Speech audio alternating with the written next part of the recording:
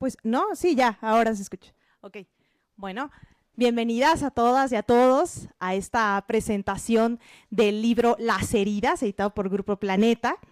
Y pues tenemos además hoy distinguidas invitados y invitadas, que decir pues de nuestros panelistas, ¿cierto? La diputada Amalia García Medina, el diputado Gerardo Fernández Noroña, el doctor Francisco Javier Acuña Llamas, y bueno, pues también nos acompaña el presidente de DINAE, bienvenido. Bienvenidas entonces igual a la directora del Instituto Mora, gracias por recibirnos, y al doctor Francisco Yáñez, igual gracias también por acompañarnos. Y bueno, quiero comentarles también por qué me toca a mí moderar esta mesa, que gracias maestro por invitarme, porque fui parte de su círculo de personas lectoras que muy entusiastas vimos cómo evolucionó esto de ser una pequeña historieta sobre Mixcoac, y se convirtió pues en esta novela que además tuvo que recortarle páginas porque era más larga de lo que terminó siendo. Entonces el magistrado en esto desbordó pues todos sus sentimientos, no solo políticos, sino incluso de amor, porque hay una historia también de amor, de pasión, así que es una historia que trae de todo, ¿eh? Yo diría que es así como barroca incluso, porque son muchos detalles que se nota que le costó trabajo también discernir o poder poner todo, ¿no? Lo que él quería en esto. Entonces, créanme, me da mucho gusto también poder participar aquí en esta mesa y conozco muy bien la novela, así que cualquier detalle también podría yo abundar en él. Sí. Sí, la leí mucho. Pero bueno, no quiero robarles espacio a nuestros invitados. Por favor, diputada Amalia, si nos gusta dar unas palabras acerca de este libro. Usted además que parte también de los que ha formado nuestra historia en este país y de este 88 de que habla el libro. Gracias. Muchas gracias. De verdad que me emocionó mucho leerlo. Y aunque seguramente cuando alguien comenta un libro dice que hay que leerlo, que lo recomienda, yo de verdad lo recomiendo. Porque desde el momento en que lo tomé en mis manos, me atrapó, y no siempre se dice eso de un libro. En ocasiones uno lee un libro y no te genera entusiasmo y lo dejas, lo vuelves a tomar, pero les quiero decir que pues lo leí de un tirón, me desvelé, me desvelé leyéndolo, pero me entusiasmó, y yo diría que es un libro con un formato que me gusta mucho, porque empieza con una persona que está terminando su vida, Ubalda, hace la relatoría un conocido de ella, muy cercano, Alfonso, y empieza ella haciendo sus memorias. Y este método me resulta realmente formidable. En la muerte de Artemio Cruz, Carlos Fuentes también hace eso. Es el inicio de la memoria de todo lo que fue la vida de este personaje ficticio, revolucionario, del cual habla Carlos Fuentes, pero va relatando su vida, empezando por el momento en que va a morir.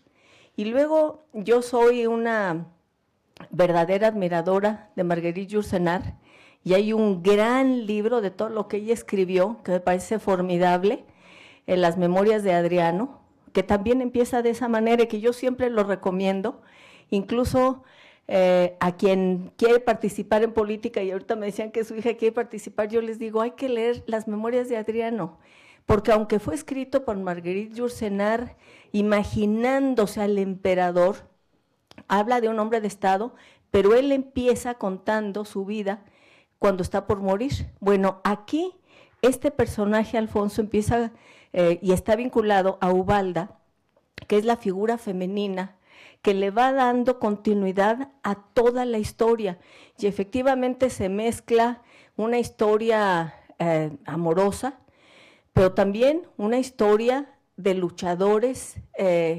sociales que querían cambiar al país. Y Ubalda es ese personaje, ese hilo conductor de esta etapa de México, no solamente la que se concentra con esta imagen del libro, Las heridas, en donde está el ingeniero Cuauhtémoc Cárdenas en el Zócalo, sino que la historia inicia mucho antes, inicia desde lo que llamamos, incluso antes de la llamada Guerra Sucia.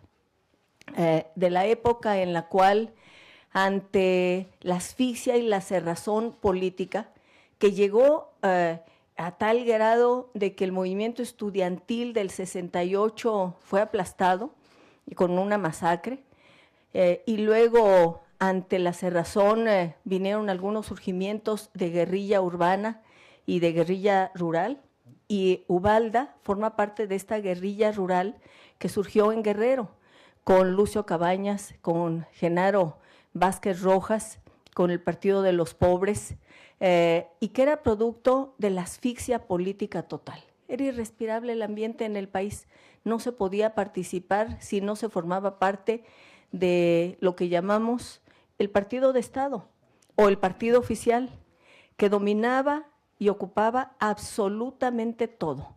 No había gobernador, diputado, senador, presidente municipal que no fuera del PRI y que no tuviera el aval del PRI, del partido de Estado, como le llamábamos. Y entonces la historia de esta mujer cruza por ese momento de asfixia en el que ella decide participar en la guerrilla. No quiero entrar en muchos detalles, aunque me apasionó, porque ustedes van a leer el libro, pero sí puedo decir que es entonces un hilo conductor, y aunque en el mismo libro ella dice que su vida es un reflejo de la historia política del país, yo diría que quienes estamos aquí, el autor y los invitados, somos también reflejo, y nuestra vida es reflejo, de una etapa larga, importante de la vida política del país, muy prolongada, muy intensa, y que en un momento cumbre tuvo la candidatura del ingeniero Cuauhtémoc Cárdenas a la presidencia de la República, pero siendo un libro escrito por un autor que estoy segura que va a seguir escribiendo novela, porque veo que le apasiona y que tiene el feeling, el sentimiento. Al mismo tiempo es magistrado electoral y entonces va relatando los cambios sucesivos que se fueron dando a partir de esa cerrazón y de la determinación del gobierno de la República y la insistencia de la oposición, especialmente yo referiré la del Partido Comunista, que tenía presos políticos, pero la determinación de abrir la vía a la participación civil, electoral, y que permitiría, era lo que se planteaba, una lucha no armada. Entonces, con la reforma que se da en 1976 y la llegada con el sistema mixto electoral de uninominales y plurinominales en 79, por primera vez arriba a la izquierda las cámaras, con el grupo parlamentario Coalición de Izquierda, con el Partido Comunista, en donde estaba Demetrio Vallejo, Valentín Campa, Arnoldo Martínez Verdugo, un grupo formidable, formidable. Pero a partir de eso empieza un camino de reformas y de transformaciones sucesivo apasionante, apasionante, y al mismo tiempo relata el autor en esta novela que está basada en un tramo de vida política, civil, social de nuestro país, los sucesivos cambios desde aquella época en la cual las elecciones las organizaba el Ejecutivo Federal a través de la Secretaría de Gobernación y la calificación se hacía en el colegio electoral. Él ha sido extraordinariamente minucioso y puntual porque junto a la novela también consultó documentos históricos. Hay una búsqueda de información precisa, incluso que me emocionó. Rescata el discurso del ingeniero Cuauhtémoc Cárdenas en el Zócalo de la Ciudad de México, días antes de las elecciones en las que él fue candidato a la presidencia de la República en 88. Y entonces hay fragmentos completos que se entrelazan con la novela, pero que son formidables, y da cuenta de cómo Cuauhtémoc Cárdenas toma la decisión, previendo que habría un gran fraude electoral, de señalar que había que actuar con determinación, con firmeza, pero también con gran responsabilidad. Y yo recuerdo que en esos días muy intensos, yo formaba parte, primero fui parte del Partido Comunista Mexicano, después el Partido Comunista decidimos desaparecerlo para fusionarnos con otras pequeñas organizaciones de izquierda y se formó el Partido Socialista Unificado de México. Posteriormente decidimos desaparecer el Partido Socialista Unificado de México para fusionarlo con otras organizaciones, entre ellas el PMT de Eberto Castillo, con Eberto Castillo y con Demetrio Vallejo. Y finalmente Eberto, que había sido maestro de Cuauhtémoc Cárdenas, decide declinar a favor de Cuauhtémoc por la presidencia de la República y relata la caída del sistema y cómo acudieron Cloutier, Cuauhtémoc y Rosario Ibarra de Piedra a gobernación. Es apasionante lo que va relatando y cómo además se va entrelazando esta historia amorosa, esta historia de las luchas armadas en el país, con la búsqueda de una apertura que permitiera que fuera respirable el ambiente social y político de México. Y yo, aunque no está contenida, yo creo que sí tiene que continuarla y a lo mejor ampliarla, relata cómo el colegio electoral estaba entonces constituido por diputados, diputadas electas en la Cámara de Diputados, pero lo que no relata y que yo quiero aquí agregar, porque fui parte de ese colegio electoral en 1988, es que los paquetes electorales fueron llevados a la Cámara de Diputados a San Lázaro, depositados en donde está hoy el estacionamiento, y los diputados de oposición intentamos bajar por los paquetes electorales que estaban resguardados por el ejército y nos cortaron cartucho y no pudimos subir un solo paquete electoral. Y el día de la calificación de la presidencia de la República, y lo relato porque así fue y seguramente muchos otros diputados y diputadas electas lo recordarán, los diputados y diputadas del PRI llevaban un pegote de color rojo en la solapa y era para distinguirlos de todos los demás por si había algo más, porque la Cámara de Diputados en la madrugada fue rodeada por el ejército. No podíamos salir, estaban los tanques, estaba rodeada por el ejército. San Lázaro. Se declaró a Carlos Salinas de Gortari como presidente de la República. Fue uno de los momentos más duros y dolorosos que yo recuerdo, porque no pudimos impedir una imposición que consideramos que era imposición después de la caída del sistema, pero en el libro al final, con el relato y con el rescate de la intervención del ingeniero Cuauhtémoc Cárdenas, y tal vez por eso se llama Las heridas, porque hubo que luchar mucho y hay heridas que se produjeron por esa lucha. Había una gran cantidad de mexicanos y mexicanas, miles y miles enardecidos por el fraude electoral. Y en un gran mitin en el Zócalo de la Ciudad de México, muchos decían que había que tomar Palacio Nacional, y éramos miles y miles, no solo en la Ciudad de México, sino en todo el país. Y el ingeniero Cuauhtémoc Cárdenas dijo que no, dijo que había que formar una fuerza política para ir a la batalla. Yo recuerdo que las discusiones que tuvimos en lo que era el Frente Democrático Nacional, nos reuníamos en lo que era en ese momento las oficinas del Partido Popular Socialista, que creo que sigue existiendo unas oficinas ahí en Álvaro Obregón, y Porfirio era partidario de que tomáramos Palacio, de que lo tomáramos como fuera. Y el ingeniero Cuauhtémoc Cárdenas dijo, conocemos al sistema, sería un baño de sangre, una masacre, y no podemos nosotros como líderes llevar a la gente a la masacre. Tenemos que plantear una salida diferente.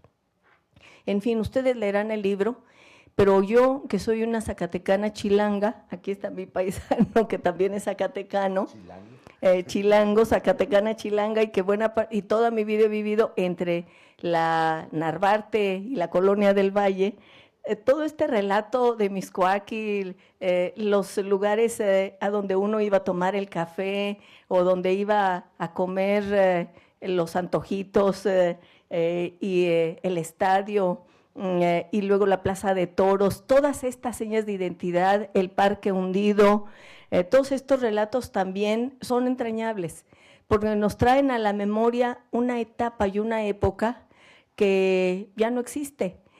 Y que fue realmente formidable porque frente a la cerrazón también hubo una gran libertad de los jóvenes para decir queremos el cambio.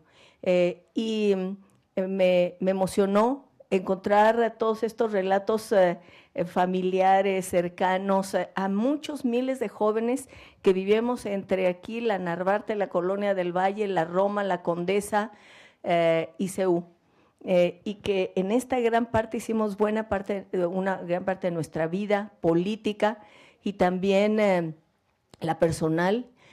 Yo recomiendo el libro, me encantó y creo que estos nombres, además que escogió el autor, que son nombres muy fuertes, a la figura que es el hilo conductor, el nombre de Ubalda, y luego a la hija Francisca, y el amor de su vida, Francisco. Bueno, y hasta ahí me encontré mi nombre con una tía Amalia, que aparece por ahí, que todo eso me emocionó, sobre todo la fuerza de los personajes, el traer a la memoria hechos realmente tan importantes en la vida del país, y creo que no se ha contado la historia completa, pero aquí, al mismo tiempo que es la novela, está contada buena parte de la historia de la nación y son muchas señas de identidad de muchos miles de mexicanos y mexicanas que formamos parte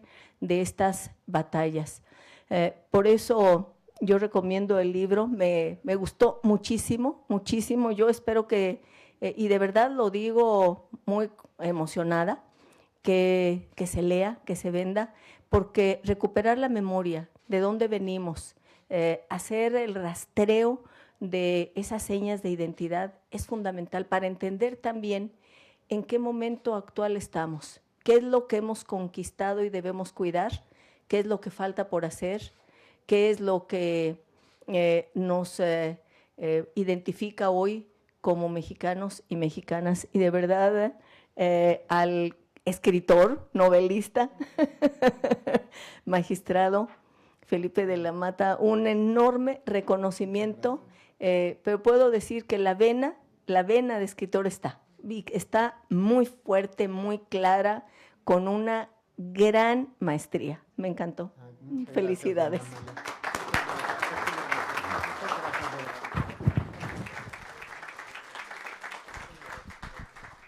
Muchísimas gracias, diputada, sobre todo por contextualizarnos los momentos de la difícil lucha, de la guerra sucia y también de cómo se vivió esto desde su experiencia, ¿no? Por ejemplo, en mi caso, que pues yo todavía, estaba pequeña, que esto pues realmente para mí leerlo también fue ponerme en algo que únicamente lo hemos leído en libros, ¿no? Para generaciones quizá más jóvenes es importante no olvidar, como dice usted.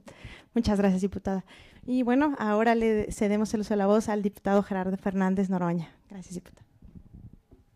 Bueno, muchas gracias. Muy buenas tardes a todas y todos.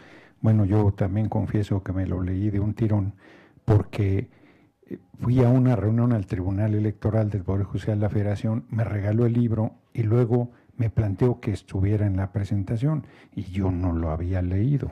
Y se acercaba la fecha y no lo había leído. En la madre dije, tengo que estar en la presentación del libro y no puedo hablar de un libro que no he leído y me lo tuve que echar de un tirón. La verdad es que, a ver, primero aquí yo voy a sacar dos compromisos, porque efectivamente a mí el relato que hace de Mixcoac me gustó mucho. Yo, por ejemplo, no sabía que la casa de Valentín Gómez Farías está aquí. No sé si es esta. Ah, mira, nada más, pues la ignorancia de uno es monumental, porque yo dije, no hombre, si la casa está ahí y es privada, hay que ver cómo conseguirle hacer un museo ahí del liberalismo mexicano, porque nada menos que el padre del liberalismo, qué bien, bueno, yo estoy en un lugar excepcional, qué bárbaro, larga vida Valentín Gómez Farías. Bueno, ya te acaban de liberar de una cosa, porque te voy a decir, llévame a la casa de Valentín Gómez Farías y llévame a ese recorrido a varios lugares que es entrañable, además, porque es cierto, cuando Amalia comenta, es un mundo que no existe más, efectivamente. No solo el ambiente, no solo los lugares, no solo las maneras, sino también yo diría que un inicio de una gran transición política que se dio a partir de ese quiebre que fue en 1988. Yo creo que Felipe Lamata debió haber, o sea, tiene que hacer, en todo caso, un libro de memorias, porque ni es de memorias y está metido en la novela, y ahí está esa parte que a mí me parece francamente muy afortunada, porque él me llamó mucho la atención, por ejemplo, que él dice que lo creó su abuela materna, y no saben los que fueron creados por su papá y su mamá la experiencia que se perdieron, porque algo bueno hacen las abuelas maternas, porque a mí también me crió mi abuela materna. Entonces, puedo dar testimonio que eso es muy positivo.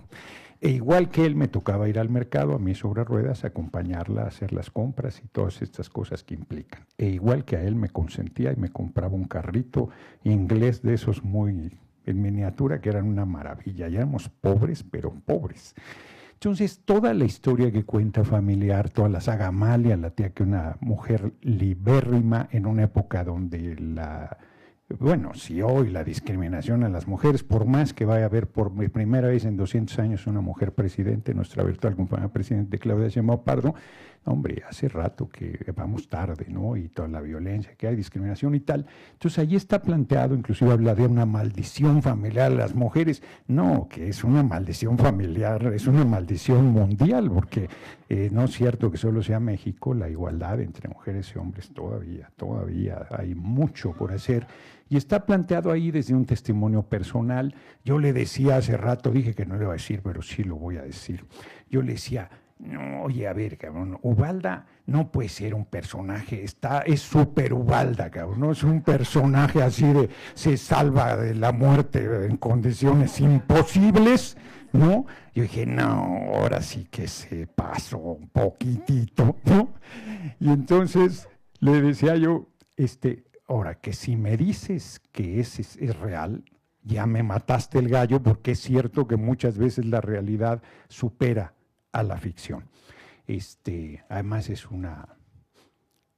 pues no es madre soltera, porque en realidad es madre de una situación trágica, porque toca ahí, la virtud del libro yo creo que tiene muchas, pero una virtud es que recupera efectivamente, hace un esfuerzo por plantear varios momentos de la historia, pues relativamente reciente del país. Yo diría reciente porque tengo 64 años, digo, fue hace poquito, en el 88, pero ya hace un chingo, o sea, es realmente un tramo grande y muy intenso y muy importante. Aquí Amalia, yo creo que fue diputada de menor de edad, cabrón, no sé cómo le hizo para estar ahí, porque no, son momentos muy, muy importantes, y lo plantea previo al 88, porque hace un esfuerzo de ir atrás también, y yo creo que plantea, a mí me parece ahí sí con debilidad, el tema de la guerrilla, que es un gran tema oscuro de nuestra historia política, que ha habido pocos testimonios sobre él, que yo creo que se le pararían los cabellos a los que participaron en ese proceso, porque fue mucho más duro, complejo, terrible,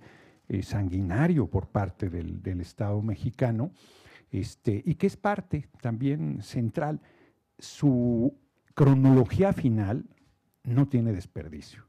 No tiene desperdicio porque es una cronología que a mí me parece que no deja ningún acontecimiento fuera, desde la expropiación de la banca, la nacionalización de la banca por López Portillo, y luego se viene dando testimonio, y particularmente el del 88, yo francamente creo que Amalia debe ser una de las que debería escribir sobre esa etapa, que además le tocó vivir de manera muy intensa. A mí me tocó la de 2006 y ya hace rato que quiero escribirla y no la escribo porque soy un vago, me gusta más leer que escribir, la verdad sea dicha. Y entonces ahí tengo pendientes, ¿no? Y además a ella le tocó estar en el corazón de la discusión como aquí nos compartía y de las decisiones. Yo me tardaba un poquito, apenas llegué a la cúpula, le digo yo a la cúpula. Entonces, en este momento. Entonces, la verdad es que, ¿no? La verdad es que yo creo que, que son como varias historias, el relato, sí se nota que lo que decías que empezó como una crónica de Mixcoac, que es muy buena, a mí esa me gustó mucho, la verdad. Esa me gustó mucho, toda la parte pues, personal, que en realidad es autobiográfica, importante, ¿no? Porque dicen que cuando uno escribe se desnuda y él comenta, ¿no? O sea, la ausencia del padre, que es mi hija, que es ¿no? Singular también, me manda el otro, los memes que ahora están de moda, con papá, trauma, sin papá, trauma, papá, trauma, ¿no? Entonces, nosotros que estuvimos sin papá, ¿no? Pero con una superabuela resuelto, a mí me parece. Porque Felipe Lamata yo no lo conocía y allí en el Tribunal Electoral escuché una exposición que hizo sobre su materia y me impresionó, como un hombre conocedor, sólido, serio, consistente, ¿no? Entonces es que algo hizo bien la abuela materna. Y bueno, aquí está el testimonio de él, de su amor, de su reconocimiento, porque si bien Ubalda es un personaje central, la abuela, desde mi punto de vista, es el personaje que emigró de Guanajuato a la Ciudad de México, que sacó sola a sus hijos, al nieto además, no sé si a los nietos, en mi caso de mi abuela, a los nietos era plural, y que son esas mujeres mexicanas sin retórica, sin demagogia, enormes que hay en la historia. Porque el machinrín aparece como ¿no? Pero es la mujer, las abuelas, la figura de autoridad y la articuladora de las familias, que es el caso que está planteado en el libro, que es un testimonio muy desde el corazón, ¿no? Que es un testimonio de, insisto, de compartir sentimiento, de compartir origen y de compartir orgullo también, porque comenta de la saga familiar, desde el bisabuelo, creo que venía de España, ¿no? El padre, y la añoranza, que siempre existe, por supuesto. Entonces, pues eso es lo que yo comentaría, Yo terminaría, le decía hace rato, yo soy muy crítico porque pues leo un poquito y entonces de repente tengo un amigo que se pasa de listo porque le recomendé una novela muy buena que se llama Las dos señoras Grenville. Dunn es el autor, es buenísima. Y luego hizo un par de libros más que desde mi punto de vista son muy buenos, y mi amigo, que es muy lector, me dijo, no, el libro es bueno, pero autores Dostoyevsky, Tolstoy, le dije, no seas mamón, o sea, si entonces no escribe uno nada, pues si esos son los referentes, pues no pondría una palabra sobre otra uno, qué temeridad. Entonces, si uno no se pone así, ¿no?, de exigente, es una lectura que te aporta muchos elementos de Mixcoac, de la historia reciente del país y de su vida familiar, que se atreve con mucho valor a compartir con quien lea el libro. Así es que yo le agradezco que me lo haya regalado, que me haya puesto ultimátum para venir a la presentación, porque no lo había leído, andaba yo con 300 cosas en mi descargo. No he acabado ni el del compañero presidente. Gracias. La verdad es que me hizo encabronar y lo dejé allá a un lado. Dije, después lo termino. Entonces, bueno, eso es lo que yo comentaría. Así es que felicito a Felipe Lamata por su libro Las heridas, y creo que tiene tarea pendiente. Meterse en serio a su testimonio personal, a su biografía, porque no es pedante pues, compartir lo que uno ha sido y dejarlo ahí. Siempre es importante. Yo a María Fernanda Gamboranga la insistí hasta el cansancio de que lo escribiera y no me hizo caso nunca, lamentablemente. Y yo creo que sí hace falta desarrollar más todo ese momento tan importante que fue el 88, que fue un momento de quiebre, y que no estaríamos aquí sin la enorme aportación del ingeniero Cuauhtémoc Cárdenas Solórzano. Larga vida al ingeniero Cuauhtémoc Cárdenas Solórzano y a las mujeres y hombres que encabezaban ese movimiento. Yo era ahí un militante pedorro, ahí como uno más, pero no estaríamos aquí sin el pueblo de México, por supuesto, que es el gran líder y el gran transformador de nuestro país. Muchas gracias por su atención.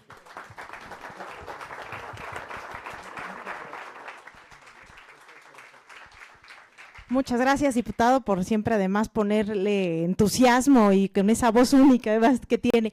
Y algo que yo también quería como precisar del libro es interesante además que es profundamente, usted que decía de la abuela, una abuela más conservadora. Y es interesante que desde ese núcleo nos contara una historia de la izquierda. Entonces, bueno, son esos contrastes, ¿no?, que se dan luego en las familias, donde en un núcleo conservador surgen también personajes como los que nos relata el libro.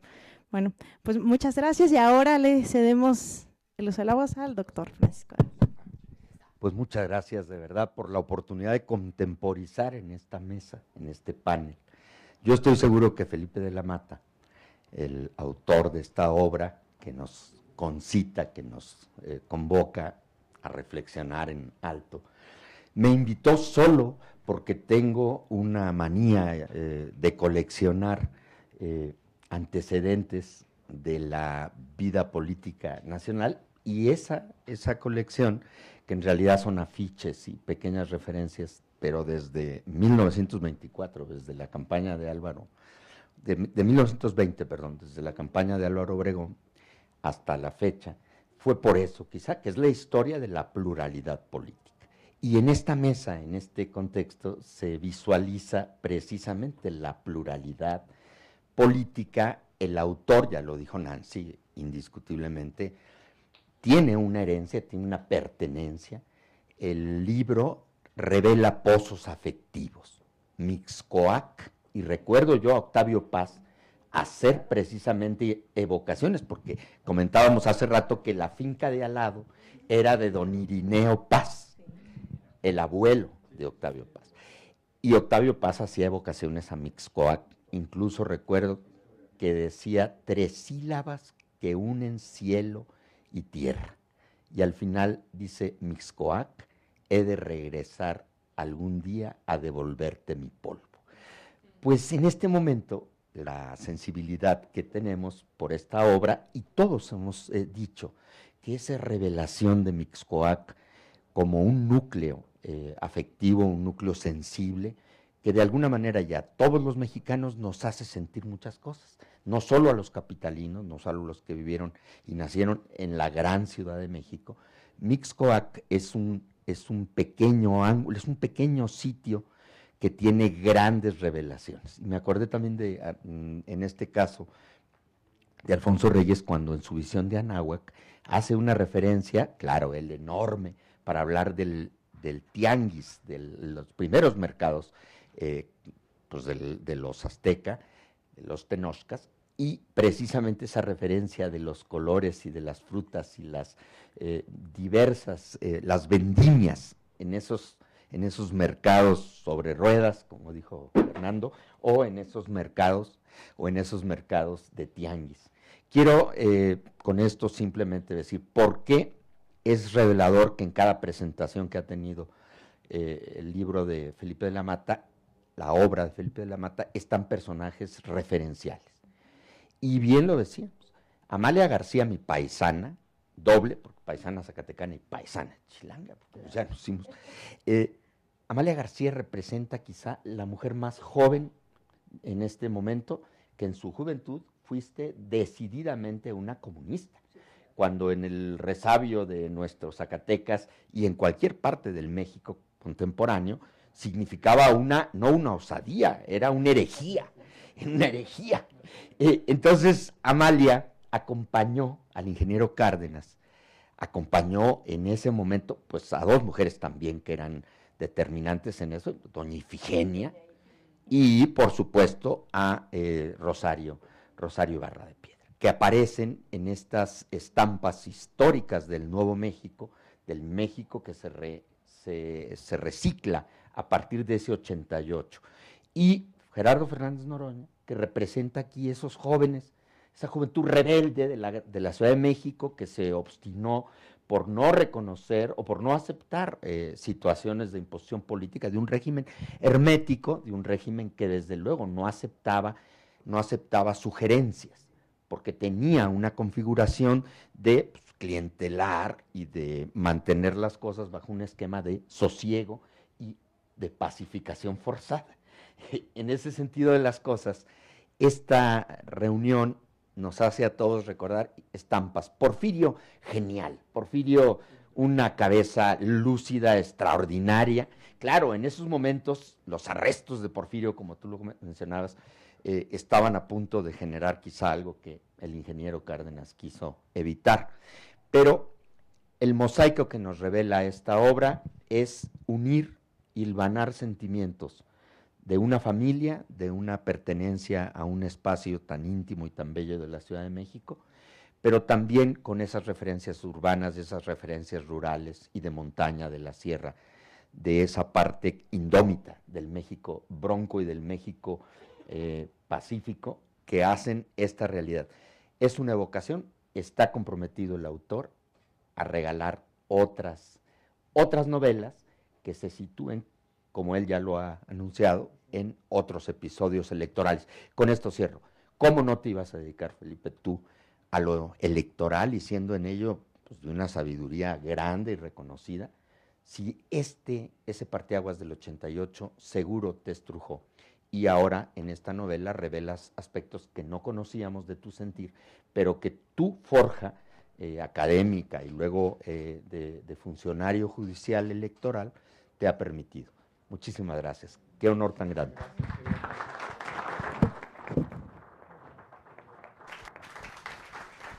Muchas gracias, doctor. Y bueno, pues ahora sí ya le cedemos la voz al magistrado. Gracias, querida Nancy. Antes que otra cosa, quiero agradecer con todo el corazón, doña Amalia. Muchísimas gracias por estar con nosotros y acompañarnos. De verdad, es todo un lujo. Y de verdad que debí haberme enterado lo de la cortada de cartucho antes, porque de verdad que eso tenía que estar en la novela, ni hablar, ¿no? Don Gerardo, muchísimas gracias también por su presencia. La verdad es que me deja muchas reflexiones y de verdad que no tienen desperdicio sus comentarios. Muchas gracias, querido Paco, querido amigo. Y bueno, gracias, Nancy, porque efectivamente tú fuiste, pues, junto con Ale Tello, que la veo allá al fondo, mis primeras 2 lectoras. Muchísimas gracias. ¿Por qué me puse a escribir? Porque resulta evidente que uno no tiene necesidad de escribir, ¿me va a entender? Es decir, ¿por qué? Bueno, mejor dicho, no es que es que sí tienes una necesidad desde muy joven que te está llamando todo el tiempo a escribir. Y lo que no tienes es el tiempo, según tú, para hacerlo.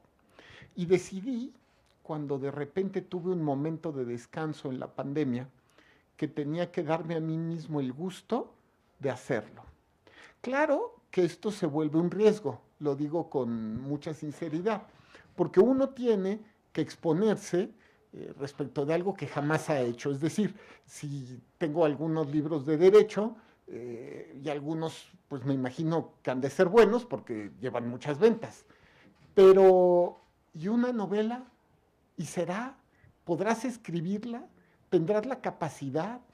¿Podrás transmitir sentimientos? Porque al final del día es eso, transmitir sentimientos, pasión. Y yo le decía a Nancy y a Letello, mis lectoras primarias, que les decía, escribo solo si tengo pasión.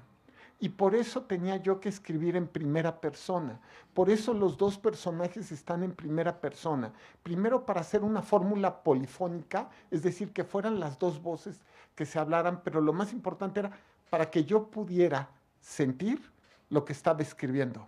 Porque era yo el que estaba sufriendo en el momento en el cual Ubalde está sufriendo la persecución del Falcon.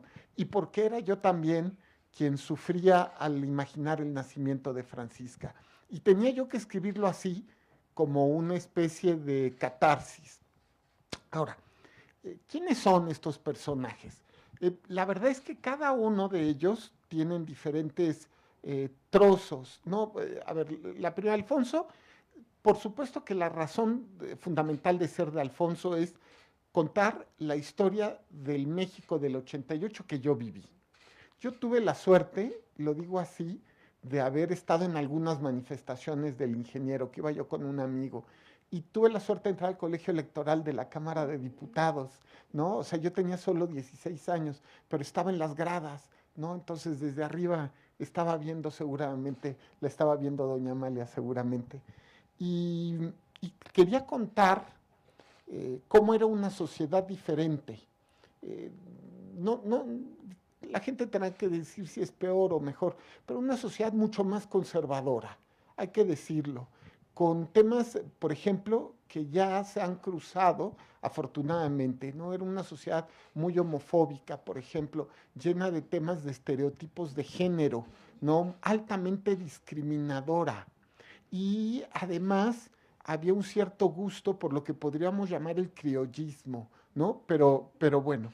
Ahora, por otro lado, Alfonso, también quería yo, y de alguna manera sí están mis ojos en él, porque claro que yo quería contar lo que yo veía, ¿no? Del pueblo de Mixcoac, que siempre me ha sorprendido porque jamás he terminado de, ¿cómo decirlo?, de asimilar que era un pueblo, ¿no? Y yo cuando yo nací, esto ya era, pues hombre, estaba cruzado por el periférico, por Insurgentes, por Barranca del Muerto, y sin embargo, todos los domingos, hoy día, todavía me despiertan las campanas de la iglesia que están enfrente, ¿no? Por otro lado, el caso de Ubalda me inspiró. Hice obviamente una investigación importante. Hubo una guerrillera mexicana y española que se llamó Araceli Pérez Darias, que seguramente han leído de ella o la han escuchado. Y leí pues un libro que se escribió hace no mucho en torno a ella, y la verdad es que eso y algunos temas de la guerrilla, que también leí este libro de Glockner, si recuerdo bien, eh, y, y especialmente temas de la guerrilla cabañista, que me hicieron justamente buscar, ¿cómo es? Dotar a Ubalda de sentido.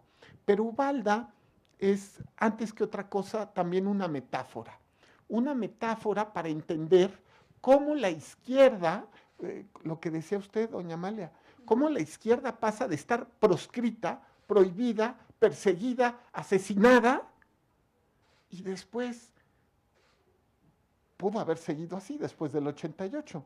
Si hubiera pasado lo que nos decía, si el ingeniero hubiera incitado a tomar las puertas del Palacio Nacional, pues seguramente hubiera vuelto a pasar, pero se toma la decisión contraria.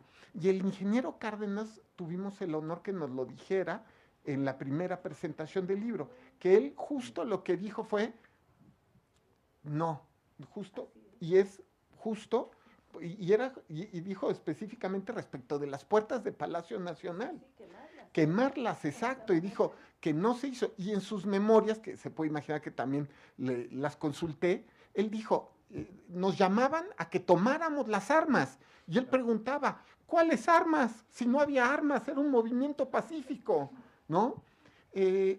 Esa metáfora de Ubalda, aunque esté inspirada en la personalidad que yo imaginé, quise imaginar de Araceli Pérez Darias y de algunos otros personajes de la guerrilla, también de la Liga Comunista 23 de septiembre, pero como lo imaginé también de la guerrilla cabañista, Ubalda nos sirve para darnos cuenta cómo de estar proscritos, de estar perseguidos, de ser asesinados, terminan democratizándose, institucionalizándose y terminan fundando, bueno, retomando el registro del Partido Mexicano Socialista, pero fundando el PRD en 1989. Rosalvina Garavito, ¿no? Fue guerrillera y luego estuvo en la fundación. Sí, Zambrano, sí.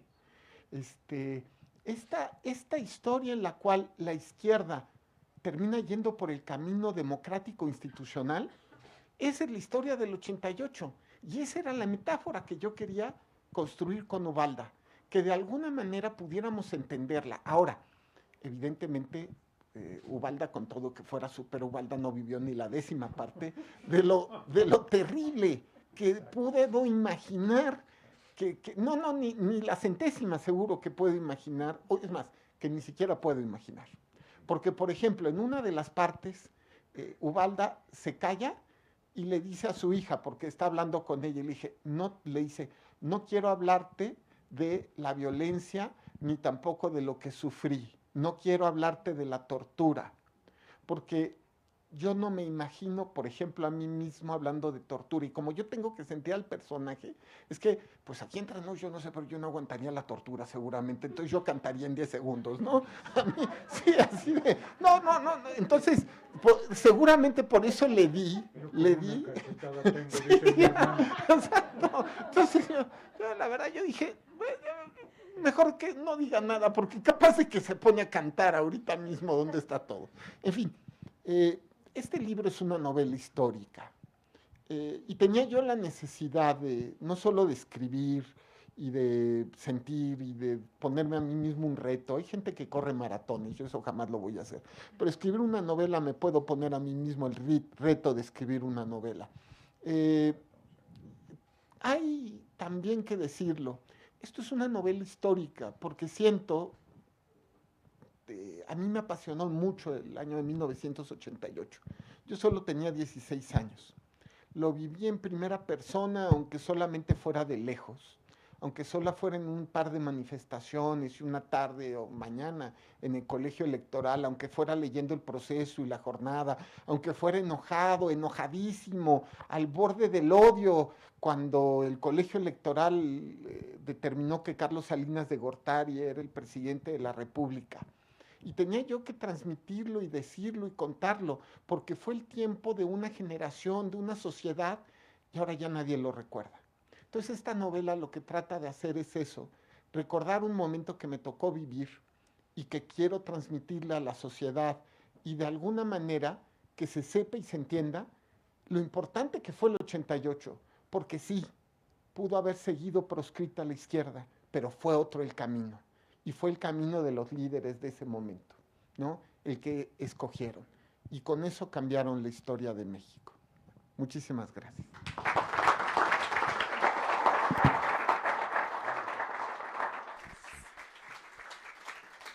Magistrado, pues creo ya estamos un poco cortos de tiempo, entonces yo dejaría aquí también ya la presentación, y muchas gracias también pues nuevamente por darnos este libro que los invito a leer. Es una memoria no solo del 88, sino también una oportunidad de conocer al magistrado más allá de sus sentencias. Muchas gracias, y los invitamos a que pasen a la firma, ¿verdad?, del libro. Muchas gracias.